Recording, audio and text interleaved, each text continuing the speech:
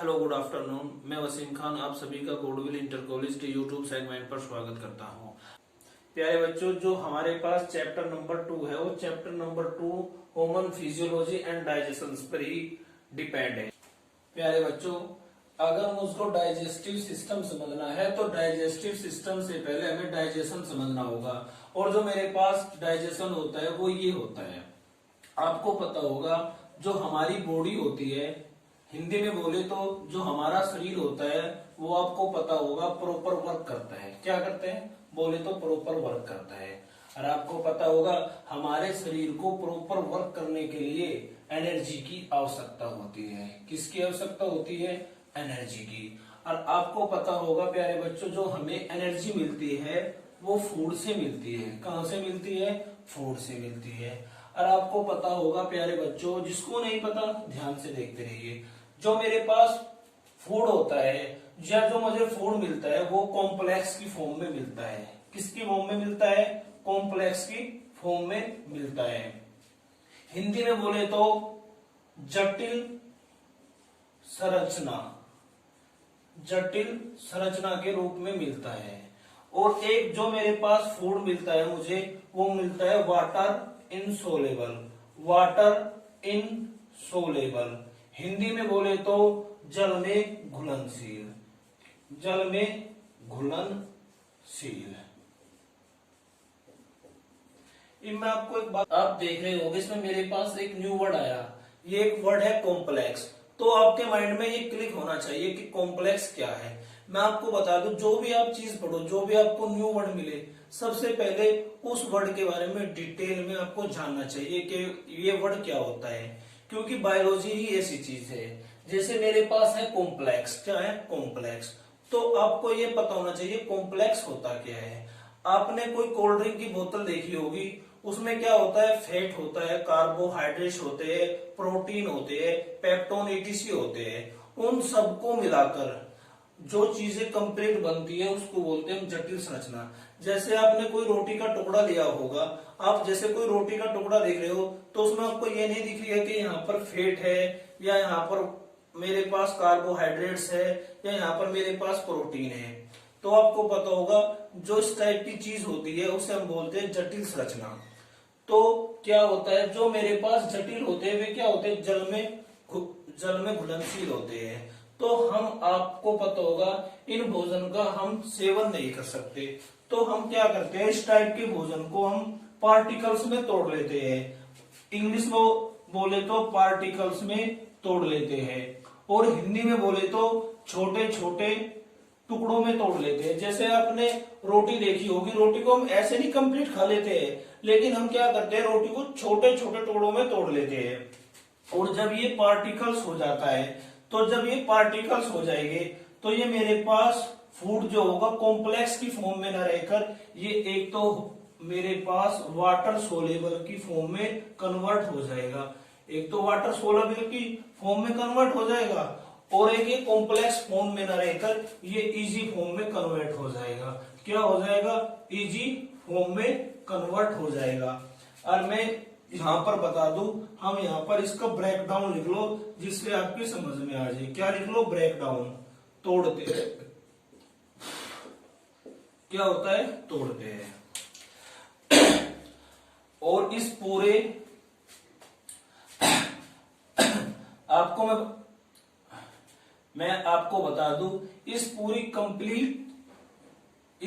Complete structure को हम नाम देते हैं डाइजेशन। क्या नाम देते हैं? डाइजेशन।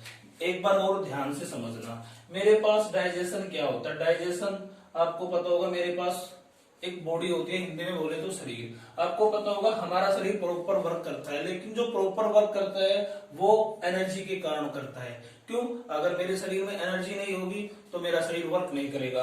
आपको पता होगा जो मुझे एनर्जी मिलती है वो फूड से मिलती है। और आपको पता होगा जो मेरे पास फूड होता है वो हमेशा complex and water insoluble, Hindi में बोले तो जटिल संरचना और जल में घुलनशील होता है।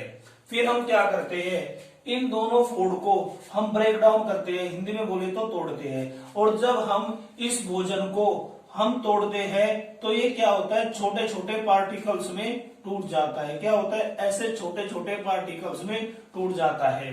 फिर क्या होता है, जब ये छोटे छोटे पार्टिकल्स में टूट जाता है तो ये वाटर सोलेबल होता है और इजी फॉर्म में कन्वर्ट हो जाता है। इस कंप्लीट प्रोसेस को हम नाम देते हैं डाइजेशन, और डाइजेशन से ही मिलके बना है डाइजेस्टिव। लेकिन एक इसमें अलग वर्ड यूज हुआ है जिसका नाम है सिस्टम। हिंदी में बोले तो बोलते हैं तंत्र। क्या बोलते हैं, तंत्र।